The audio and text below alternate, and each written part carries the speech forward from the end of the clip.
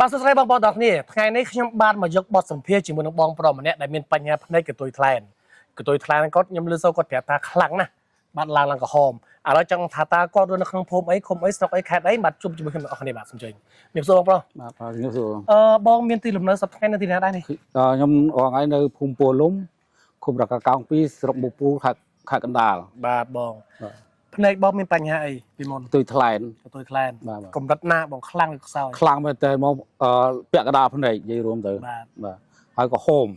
បាទផលប្របាយខ្លះនៅពេលដែលកើតទុយថ្លែនវាគាត់ថាថ្ងៃពលឺថ្ងៃគាត់ថាវាបើកថ្ងៃទីមកវាក្តៅហៀទឹកភ្នែកមកបាទធ្វើឲ្យប៉ះពាល់អីខ្លះបងប៉ះពាល់ការរស៊ីបងទេវាប៉ះពាល់ហើយបើគាត់ថាយើងចេះថានិយាយទៅចេះតែតស៊ូហៅទៅបើគាត់ថាបើប៉ះពាល់វាប៉ះពាល់ហើយបាទវាភ្នែកយើងវាក្តៅកាហាយក្តៅអញ្ចឹងទៅវាមើលបែក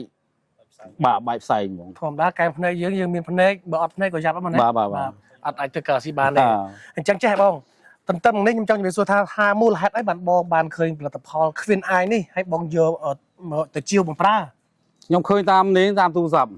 បាទមានណាគេផ្សាយឃើញប្រឡប់ឲ្យហើយតែក្រំតកុយហ្នឹងហើយឃើញនេះហ្នឹងបាទខ្ញុំទិញប្រើទៅបាទចាំទៀតបងប្អូនណាចាំទៀតចំមកសម្ភាសចំហ្វេនទៀតដែរគាត់ថាគាត់ឃើញខ្ញុំផ្សាយអញ្ចឹងនៅពេលដែលបងយកមកប្រើប្រហែលថ្ងៃបាត់បងដឹងថាឆ្នាំនេះមានប្រសិទ្ធភាពដាក់ភ្លាមដាក់ដឹងមកស្អែកឡើងដឹងហ្មងដាច់ប៉ុន្តែវាមិនដាច់ទេវាដាច់តិចម្ដងអញ្ចឹងណាបាទព្រោះអាភ្នែកហ្នឹងក៏យើងវាធូរតាមថយតាមហ្នឹងដែរបាទប្រហែលថ្ងៃបងមើលទៅហ្នឹងខ្ញុំដាក់បានតែមួយថ្ងៃពីរថ្ងៃស្លាប់ភ្នែកមួយថ្ងៃពីរថ្ងៃស្លាប់ភ្នែកបាទដល់ពេលខ្ញុំអស់ឆ្នាំទៅវាដូចថាវាចង់នេះមកវិញអញ្ចឹងណាវាអត់ជាដាច់អញ្ចឹងណាតែចុះឆ្នាំក្រុមហ៊ុនគេមានតែបើអត់ទិញសំខាន់លុយ